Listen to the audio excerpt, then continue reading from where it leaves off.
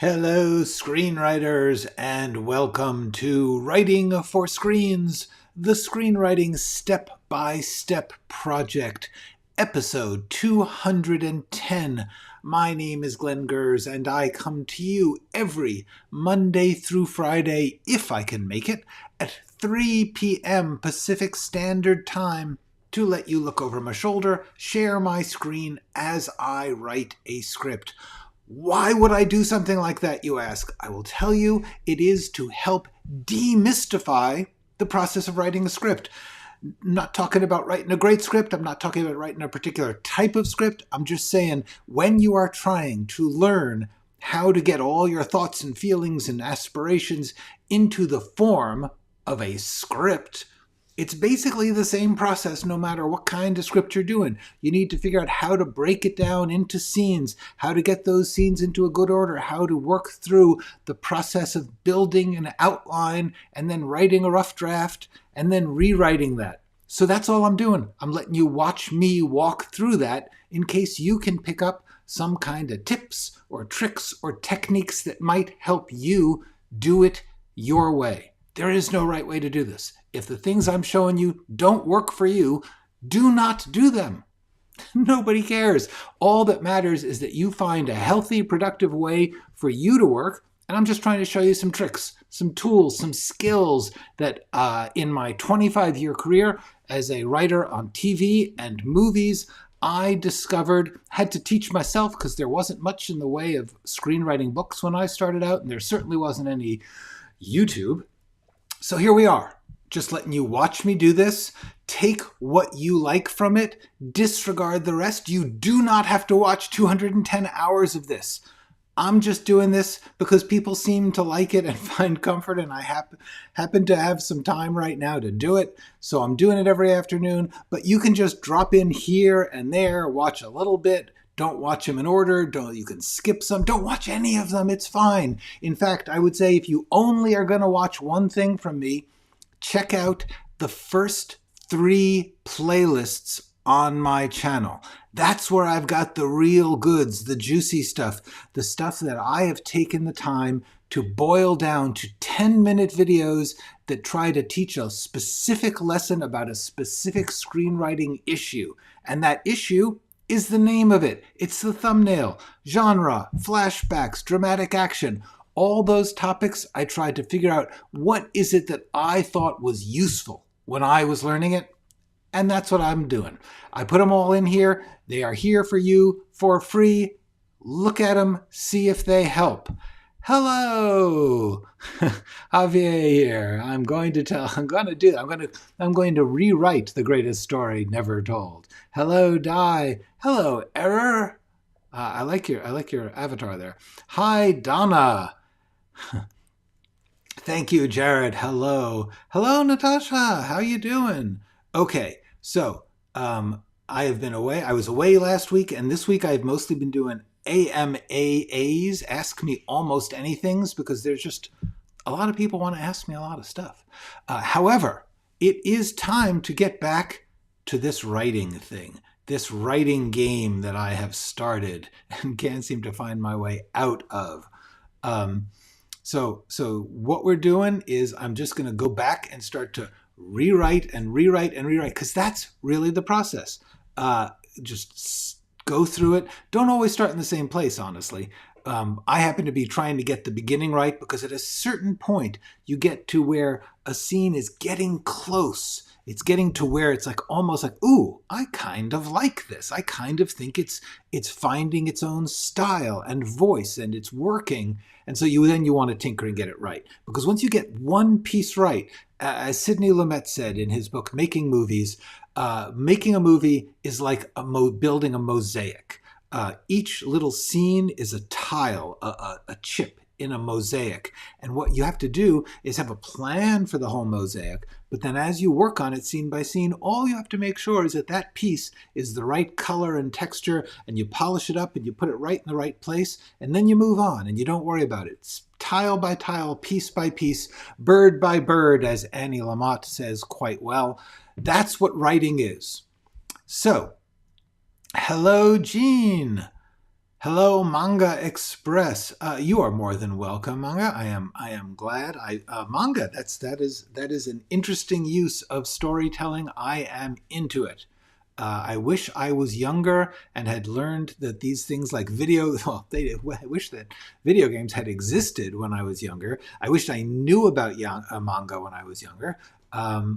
It's all very interesting. Anyway.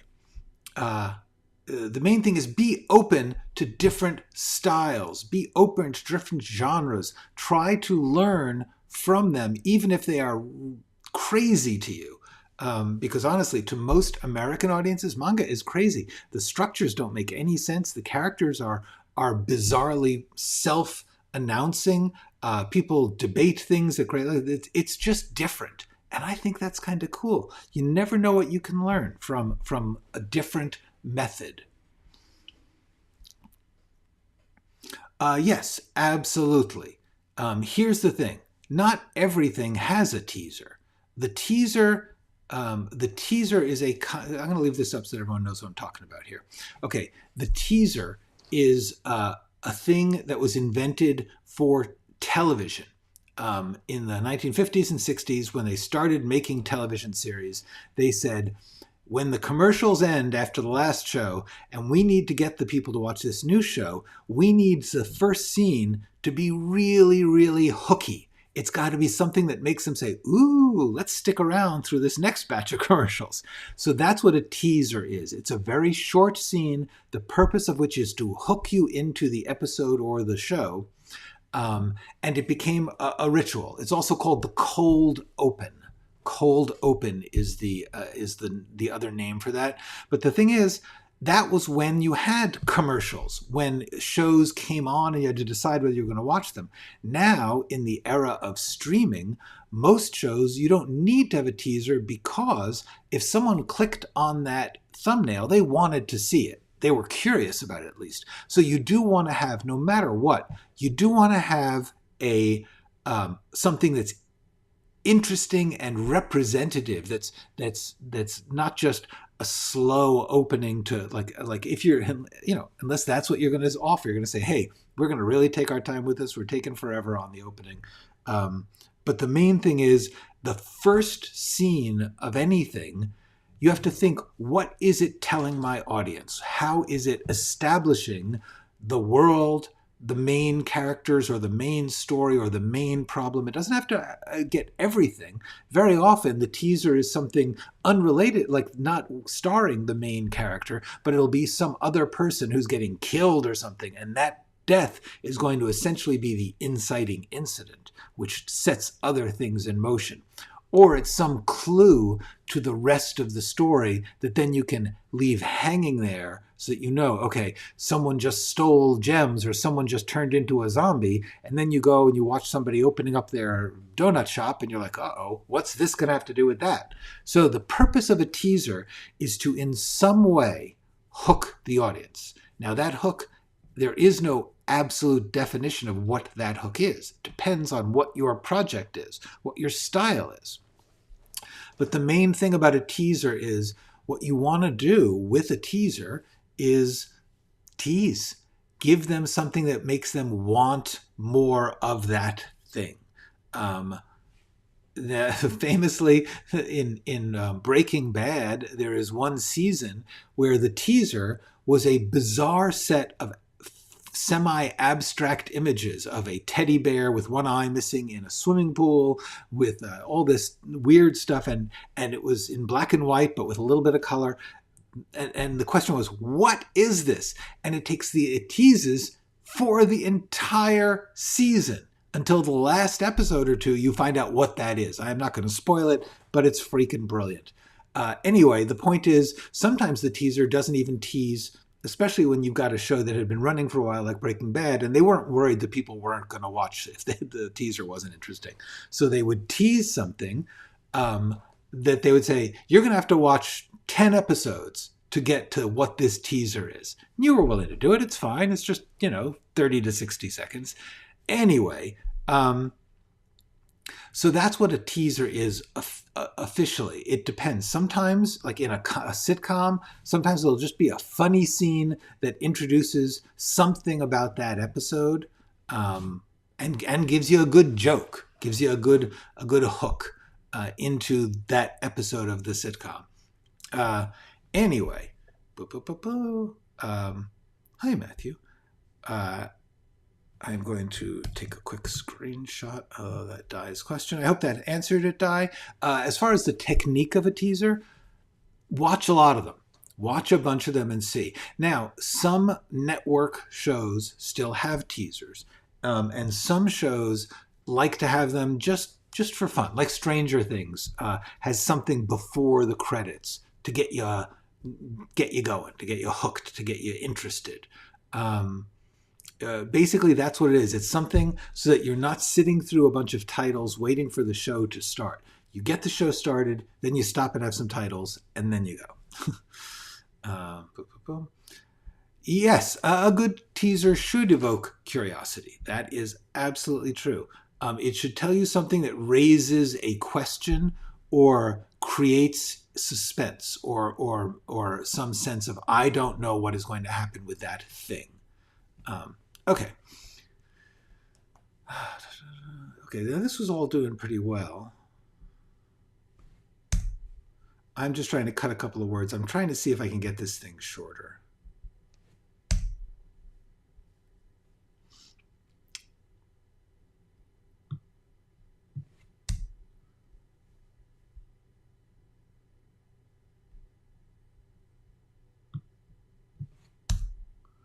Look at that. I cut a line. Great. Yay. The main thing about teasers or anything else is, first of all, you should go on the internet and use your search box and search for that thing, right? Script teaser. You'll never know. There are whole online magazines, Script magazine, Backstory magazine, where they people of all types of theories will write their little essay on what they think a teaser is, what a pitch meeting is, whatever it is that you have a question about. Search. You'll be surprised how many sources there are. This is the amazing thing about the moment that we live in. And you can read them. They're not all going to be right. Some of them are going to be podcasts. Some of them are going to be videos. You can watch them, listen to them. The main thing is you'll get 30 different versions, 50 different versions of what that is. Because there is no official rule book for screenwriting, and therefore different people think different things. Get all those into your head. Get as many into your head. Learn as many theories and approaches as you can, because that's your toolbox. And then you choose which tool you want to use. Editing a text is the nice and slave job that writers enjoy to do, just like when you give a try and open one of those pesky little bags. Yeah, I would say it's more like cleaning up. It's like cleaning out the attic or gardening or something where it's like an ongoing process of organizing and enriching. Okay. I don't think the... all right.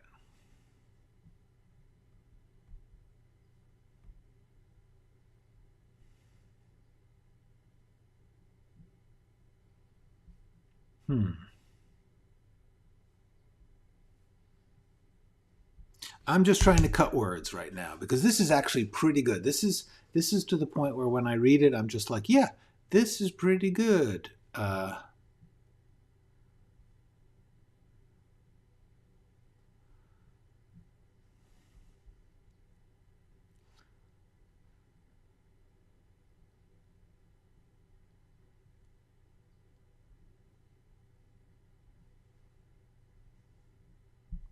Okay.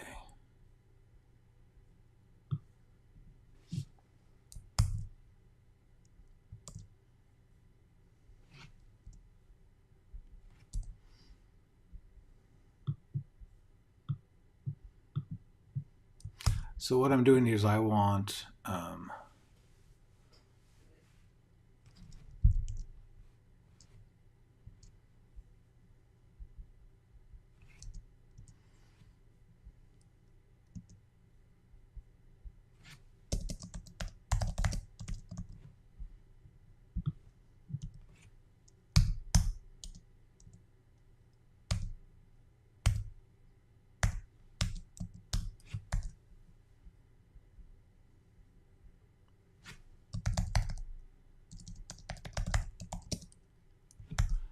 Okay, so what I want to do is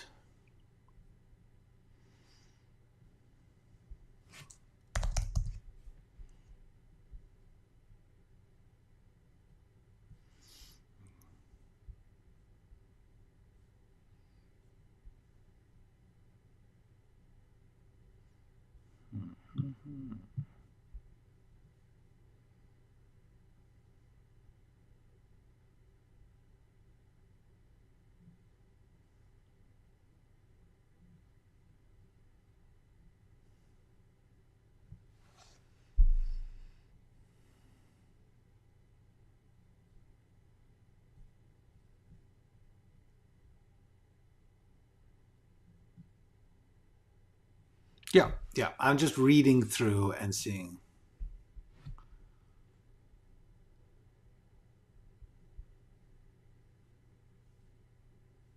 Do I need this? No, I don't.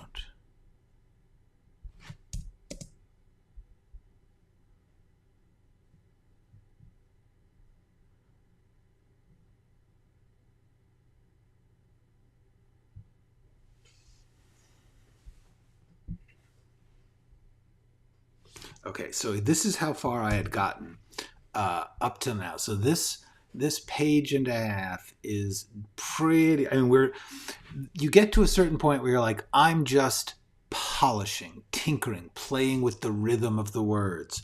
But here, I've still got content to figure out. In other words, what I want is to build a sense that he's trying to talk.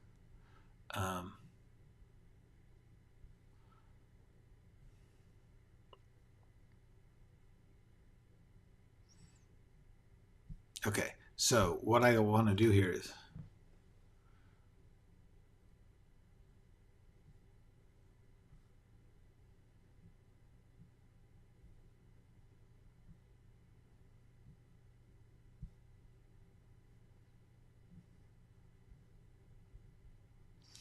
All right, so now I have to, this was originally a speech, and I have to turn it into a shorter description of what is going.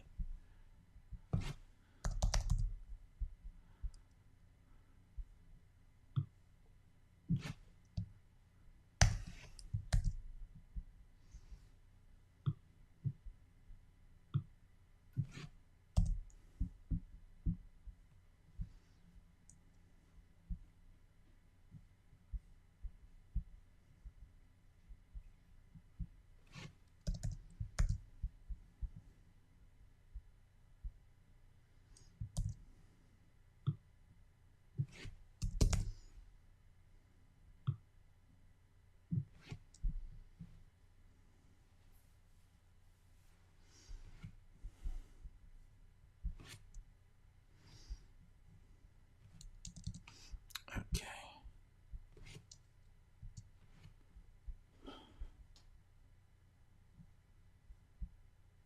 All right, what I'm thinking is that this should actually come earlier.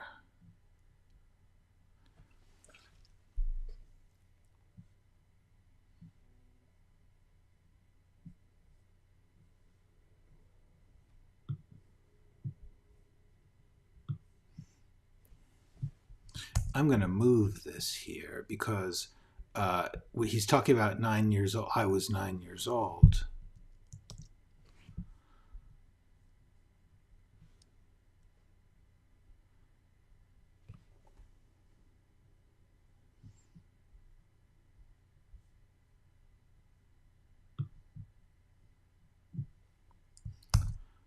All right.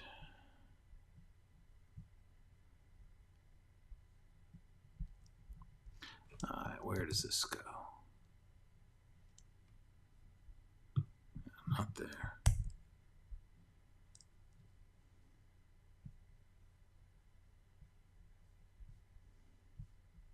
Hmm.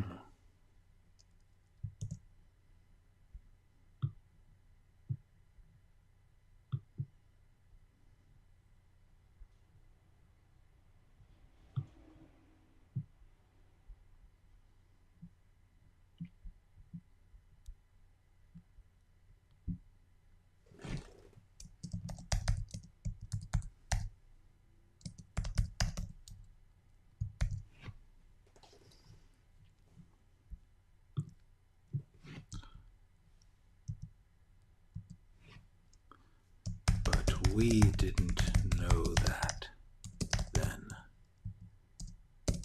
People were panicked. Everyone.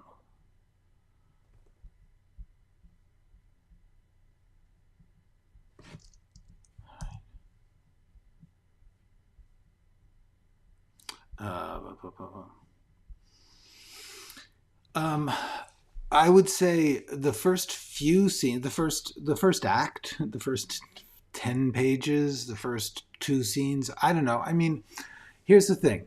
The most important things are the beginning and the end. Because if you can get a really strong beginning that involves people, that gives them confidence that you are creating, and this is really true, it's not the writing style, it's the characters and the way you are laying out scenes. That's what people are really looking for. They're looking for a powerful story with meaningful characters. If you write badly, but you have really cool characters in a really interesting situation, they will still want it. If you write really well and you are writing boring, formulaic stuff, they will not want it. So it is not about the writing, it's about whether or not you are making a good story, a good screen story in their minds by what you choose to tell them, what's happening. And that's why I truly am always emphasizing this. Okay? This is really what you want to be getting them to think about in the first couple of scenes, but then also the end. I have to tell you, one of the main things that everyone in the business really knows is the ending is what people take with them when they leave. The ending is where they feel like it was worth it to have been there. So the most powerful stuff is, yes, you want to get them interested in the beginning, which is not just by flashy, hooky stuff, but by knowing what your character is about and making that character accessible to them, making them understand a little bit of this person so they want to know more about them, and then you tell them more as it goes along. That's what's most important about the opening of a story. Formulaic stuff, for stuff that is only following a formula. Nobody wants that. They will tell you that you have to follow a formula, but the truth is, if all you're doing is following a formula, no one will like it because it is boring. There's got to be something you are adding, bringing to it. Not sure what that means, but I like it. Okay. Is this about the paralysis, the poison? All right.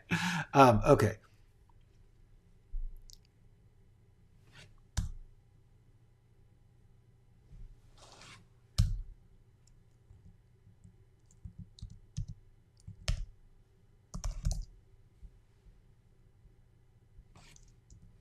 People were panicked. Everyone suddenly.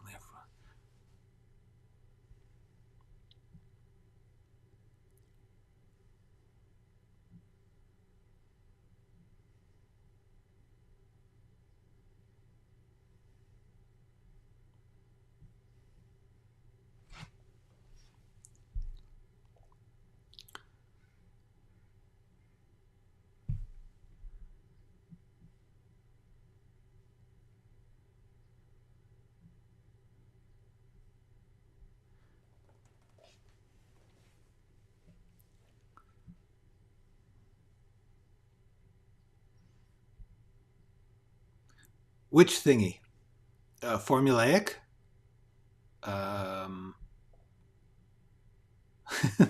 Yes. Okay, sure. Let's talk about formula. Formulaic is when all you do is try and look at what was successful in someplace else and try and do it again.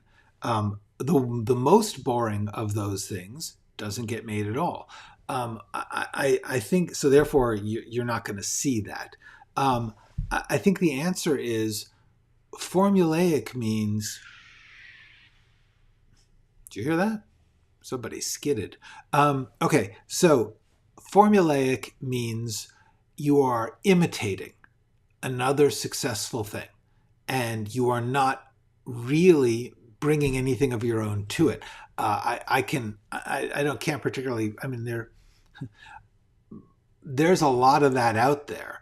If you look at, all the wannabe Game of Thrones things that are coming out, if you whatever is popular, there's going to be other stuff which is just trying to follow the formula of that thing, and it tends to be unsatisfying, boring. I just saw a bunch of trailers for horror movies. They're gearing up for the fall. The fall always has a lot of horror movies building up to Halloween night. And so I saw like 6 trailers for horror movies. Some of them were somewhat inventive. Most of them, it just felt like we are just making sure there's a bunch of young people and a creepy set of rules and some jump scares. It's just boring. It's just formulaic. That's all I can say. That I can't give you an example. I don't want to point and say like, oh, that. Most things have some worth to them, but it's very difficult to get people to put up tens and hundreds of millions of dollars if what you're doing is just an imitation of other things, following a formula without doing something alive or personal or original. If someone is trying to replicate something, is it possible that they are actually missing the point of the original? Is that what makes it so bland? Yeah. I mean, to a certain extent, if you think about it, almost everything that is successful is in some way original. Almost everything. I'm trying to think of things that are massively successful without being very original. I mean, obviously, sequels are, but that's a different animal. That is cruising off the thing.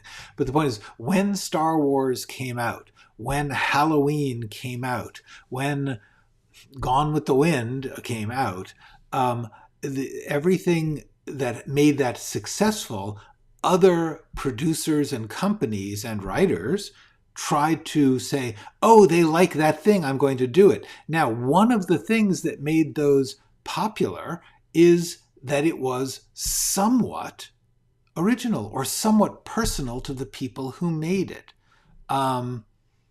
This is something you could argue about, but I think what I'm trying to get at simply is, and this shouldn't be that hard a concept, formulaic. You're following a set of rules, and that's useful, but it's antithetical to creativity. So you want to balance your following the rules with your breaking the rules or doing something unexpected. That's a crucial part of art, is that you're not doing something that's so breaking the rules that it's incomprehensible, but at the same time not following every rule to the point that you're just predictable. That's what I'm talking about. It's a Hollywood trend. When Star Wars was hot, everyone wanted to... Yes, exactly. Harry Potter. Yep, exactly. There is a... Yes, it was a hit. That's fine. I got it. Yes, that's exactly right. At any given time, now it's a little more complicated because they're doing different. Like, I promise you, there are going to be a lot of wannabe Ted Lassos, and they are probably not going to do as well. But there are going to be sort of inspiring stories of good guy heroes in sitcoms, which are probably mostly going to be sports oriented. And most of them are going to be bad. Okay.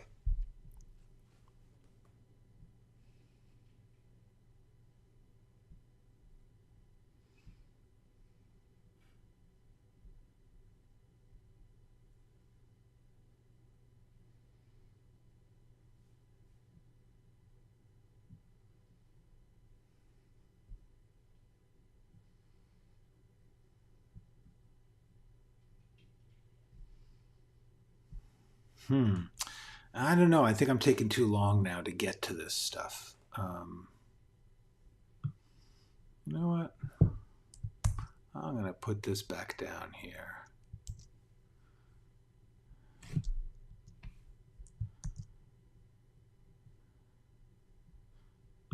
You know, this is it.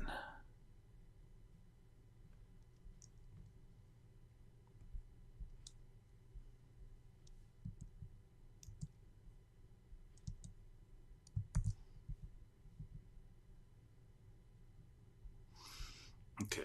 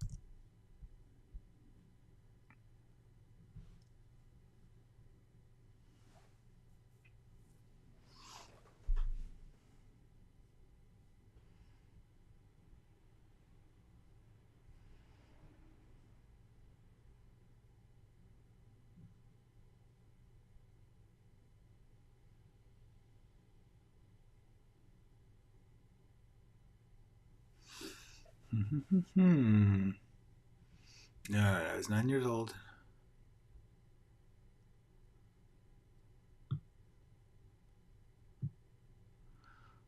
See, here's the thing. This should not be discussed after I said he stopped. In other words, when you have a speech where someone is basically telling a story, and you've chronologically, so you're saying like, I am telling you about this thing that happened when I was a kid and I'm remembering it, and then the guy stopped. Well, then you don't want to go back after that to describe what it was like before he stopped. It's too complicated. It's something that you can, in theory, do in reading, but truthfully, you want to try and focus the reader, the audience's mind at any given time, and then move on. So,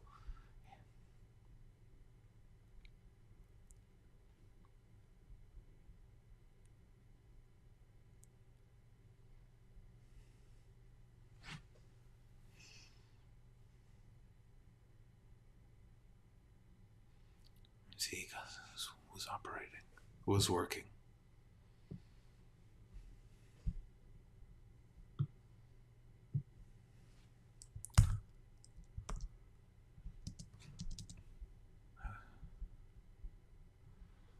I was 9 years old now.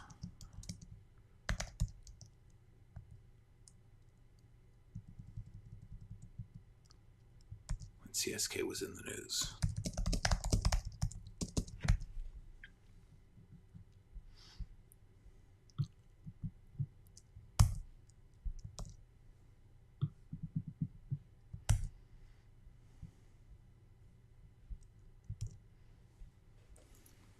People were panicked.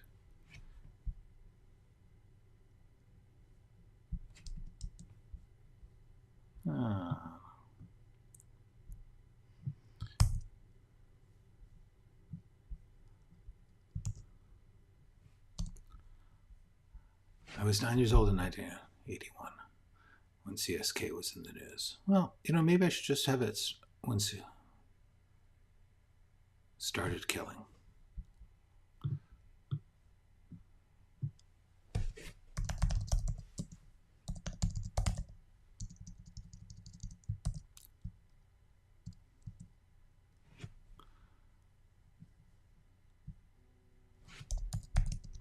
In the news. My first serial, the first time I became people were panicked.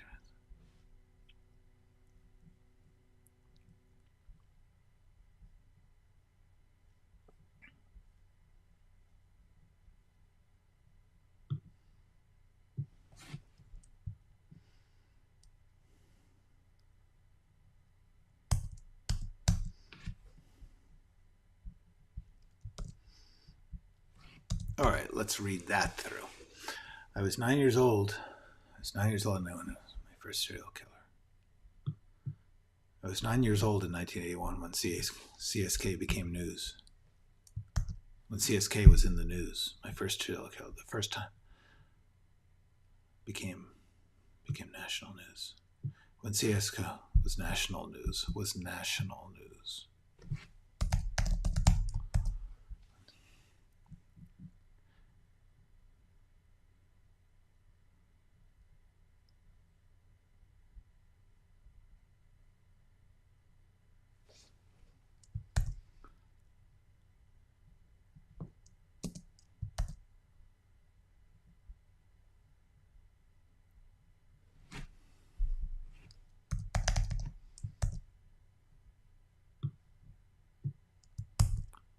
And then, after Murray Simpson,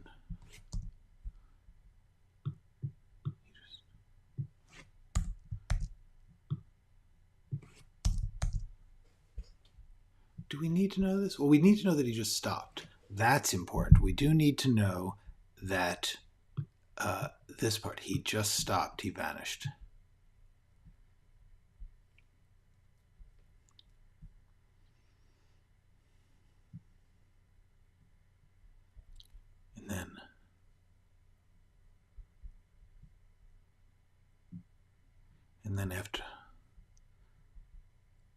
And then with Murray.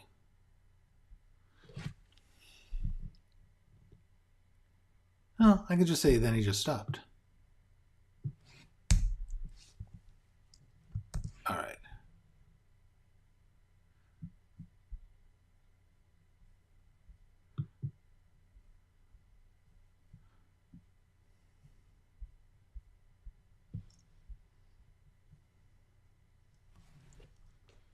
Yeah, that's what we'll do.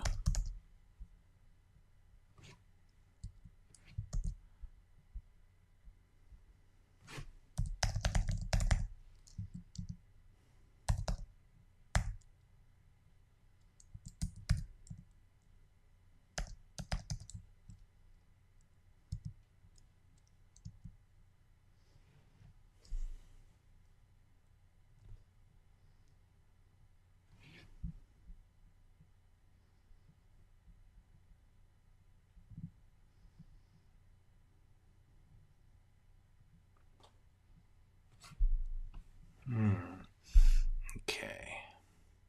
So now this, George recognizes what is happening and he's frightened, fully aware. This is the same sentence twice. So,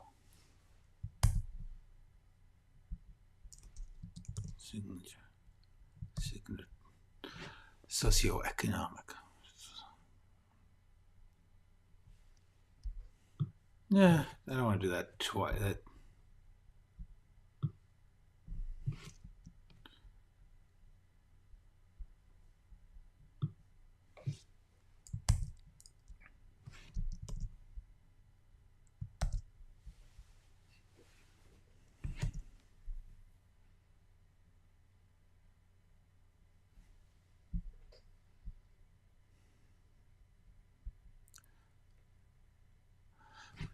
What I'm doing right now, I'm trying to put myself into George's place, trying to think if I'm reading this speech. Okay, I was 9 years old, my first serial killer.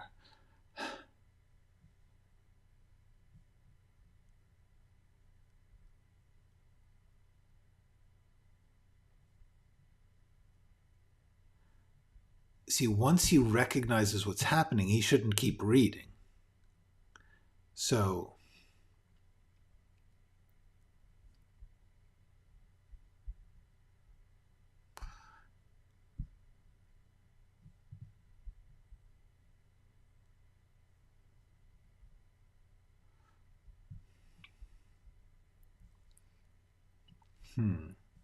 see, what I want to do is,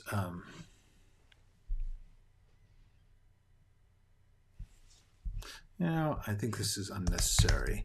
Okay, so what we got here is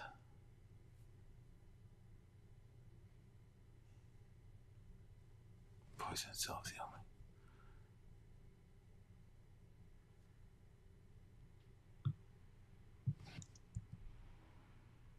The poison itself.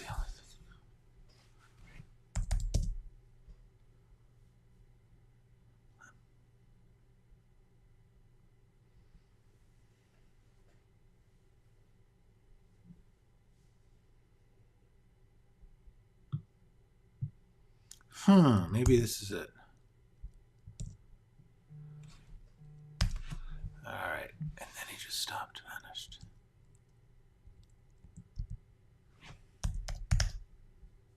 Different states, different ages, in different states. Just 10 victims in 2 years, and then he just stopped, vanished. He killed in different states.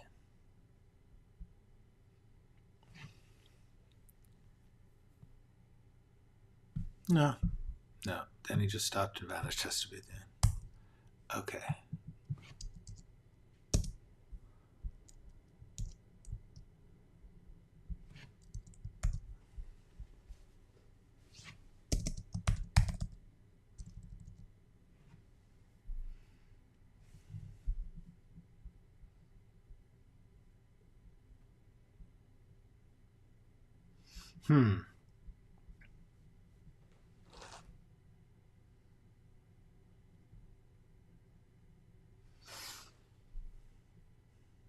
See, the best thing, what I'm thinking is the best thing would be if whatever he's saying gets all garbled.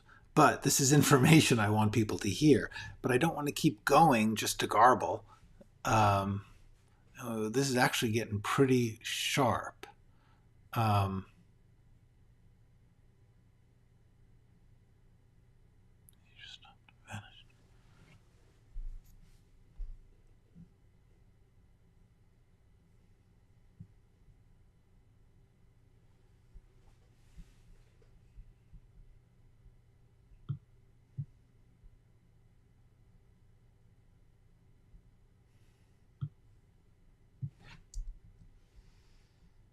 All right.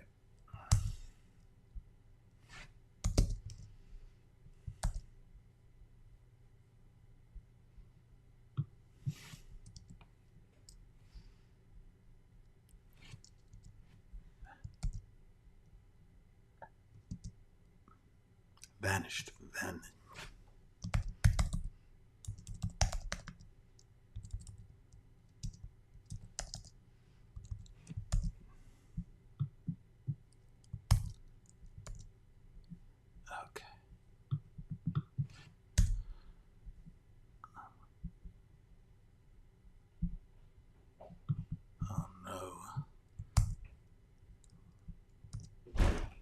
Okay, let's see.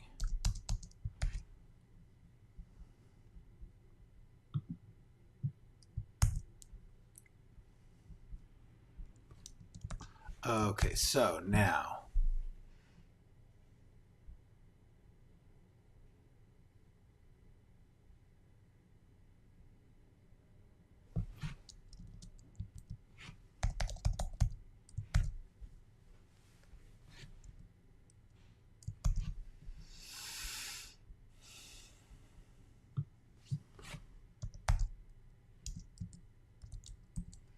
Okay.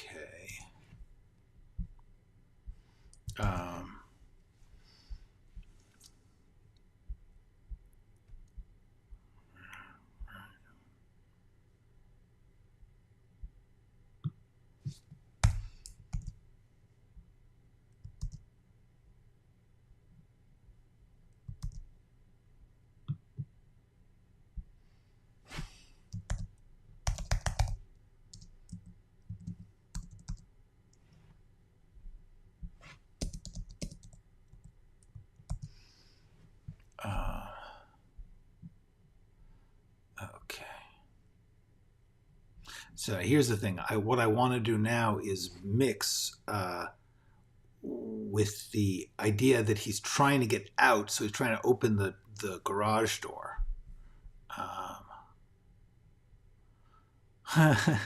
Yay! I'm very glad. It's always unnerving to sit here and quietly be, struggling with something. But I do have people are watching, so it's nice to.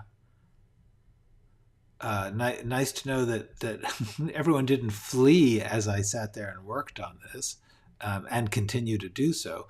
Hi, Jenna Lewis. Do you have a comprehensive list of edits, like a checklist of what to do once you complete your first draft? Actually, I don't. What I do is I go back to the outline.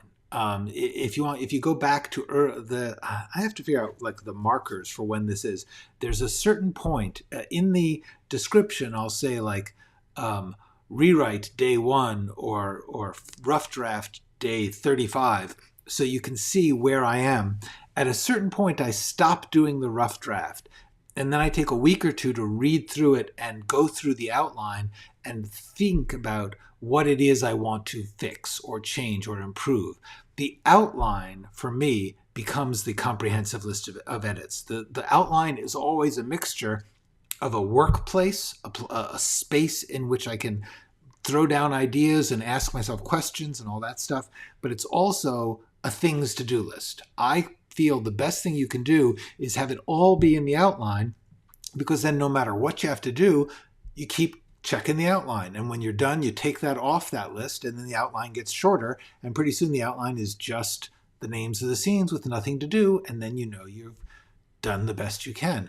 But at the moment, this is just one scene. So I'm just going over and over one scene until I get it to where I like it.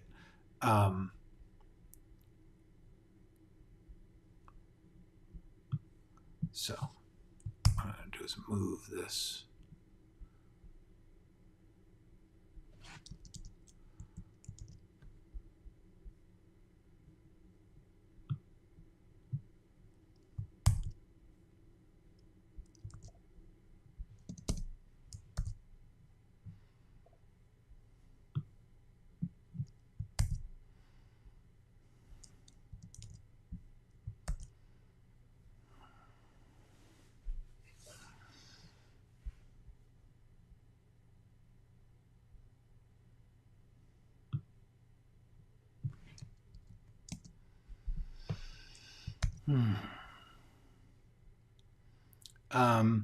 Yeah, I think of a writer's sketchbook as more of just random stuff. So that's actually what I do in my, where is this? Hold on.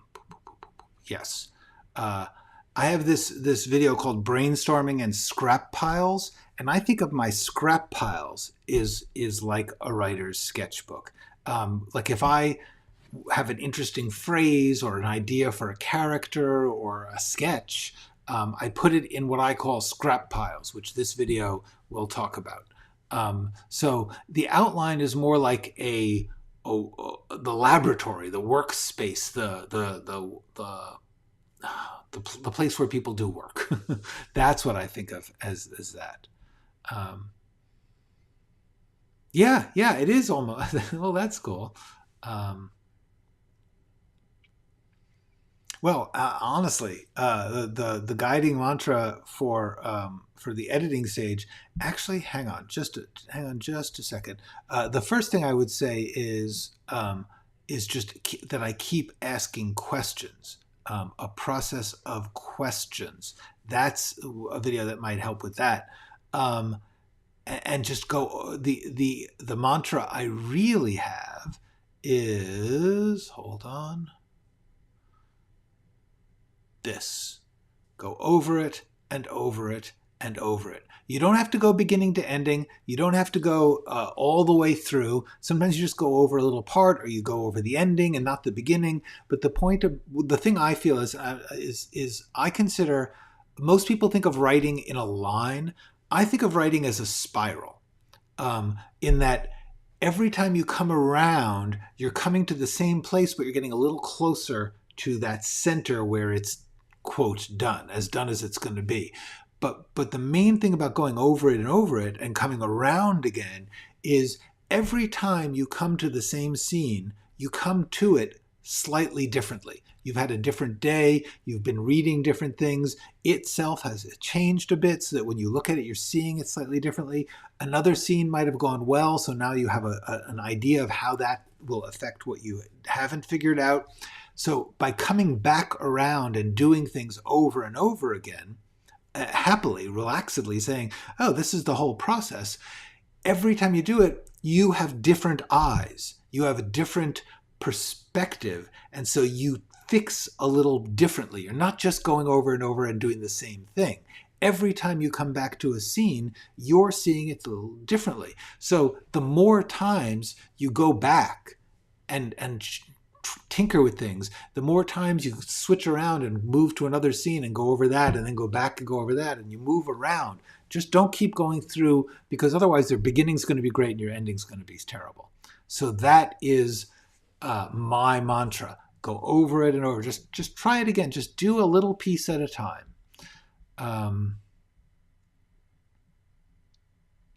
How many scenes for this script do you have a first draft of? This is not the first. Well, first, the rough draft, the first thing you write after the outline, that took a while. I did a rough draft of every single scene. I did the whole script. But the answer is what you would call a first draft, which is actually the first one you let anyone else read. That's usually like the 10th draft or the 20th draft. The rough draft, the very, very first thing you write, is a mangled mess. Okay. Hi, Dana C. Scott. Yes, I'm back. I hope you do. Good. That's great. Cool. Thank you. Yes. Yeah. The more you think of Spiral, the better you'll be, as far as I'm concerned.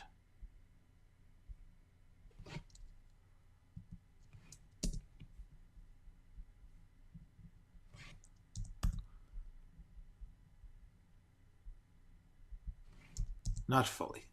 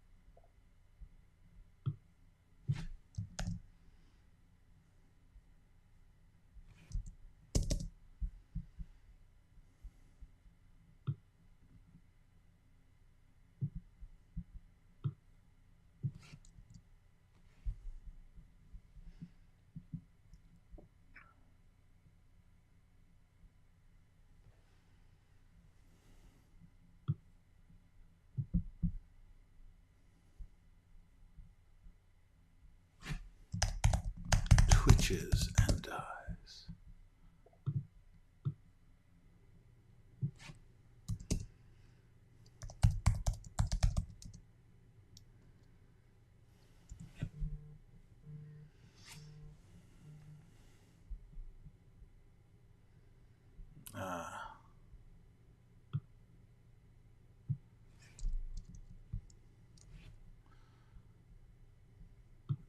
Huh.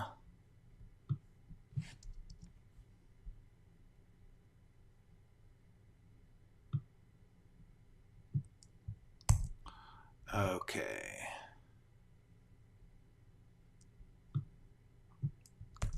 Into his weed-strewn backyard.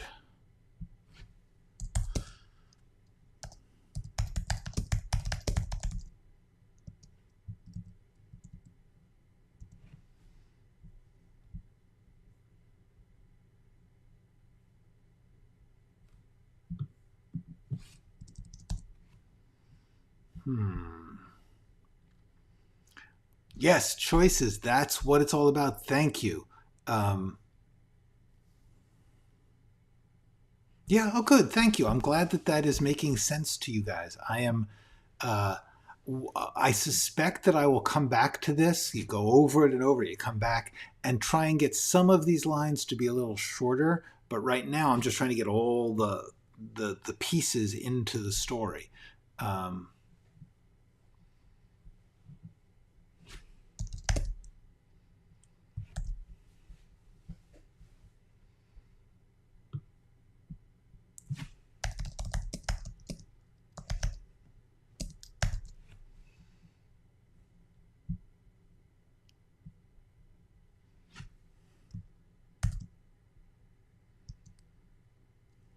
I'm trying to, how do I describe what his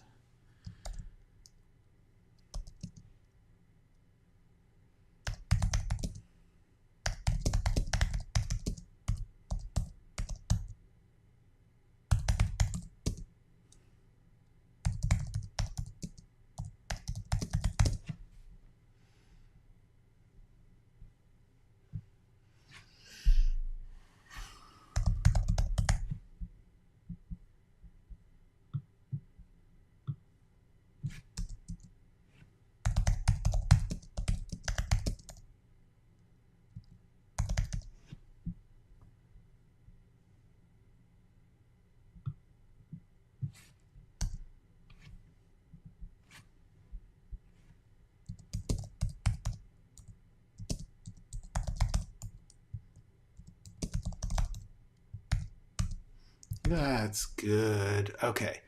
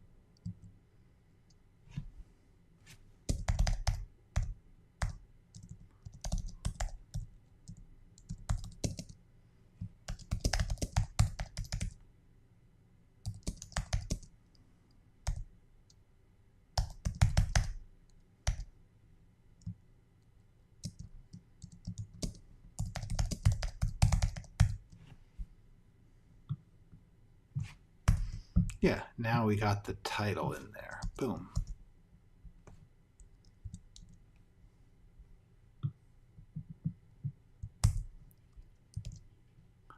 Look at that. Put the death right after that. Cool.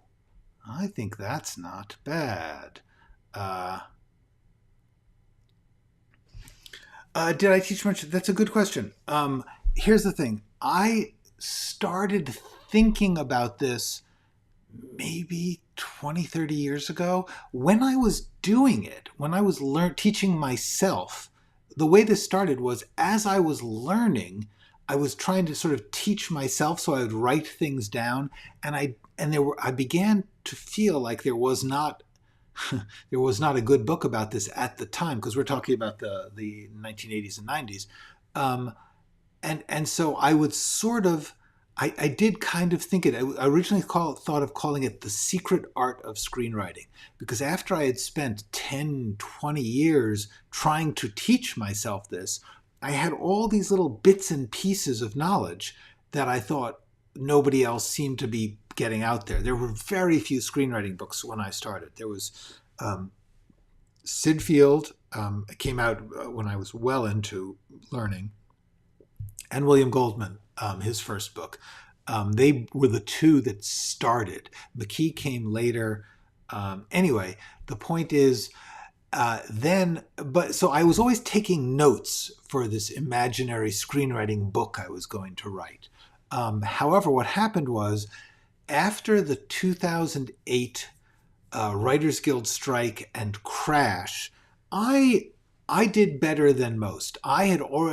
Frankly, the Writers Guild was saying for 2 years before the strike, we're running into this issue about digital.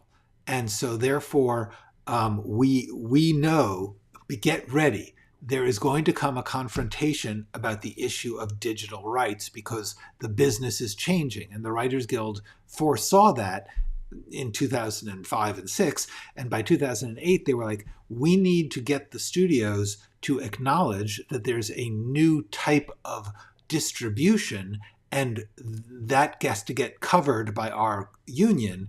And the studios were saying, well, it's not TV, it's not movies. You don't have to be a union writer to do that. So that's what the strike was about. And that was catastrophic for a lot of the business. However, it was coming sooner or later. All of the unions were going to run into it. They told us it was coming. So I booked a lot of jobs. I happened to be very lucky at that moment, and I booked a lot of jobs. I sort of overbooked. I said, I agreed to write 2 or 3 projects just as the strike was starting. They all got frozen, put on hold, luckily, instead of getting wiped out. So when the strike was over, I had jobs. Those jobs lasted me another 2 or 3 years. But around 2011, 2012, jobs were scarce. And so I did start to think, maybe I should teach. And I went to UCLA Extension. A friend of mine, Patricia Verducci, who's a great screenwriting teacher, introduced me to the people at UCLA Extension, and I taught a couple semesters of intro to screenwriting at UCLA Extension. That's when I first had to really get my act together and formulate these thoughts. So that's how it started. But then I was getting enough work that I couldn't do both. Teaching is hard. It's full time. And so I stopped teaching, went back to writing, wrote for another 5, 8 years, and now I'm doing this. Thank you. That was very kind of you.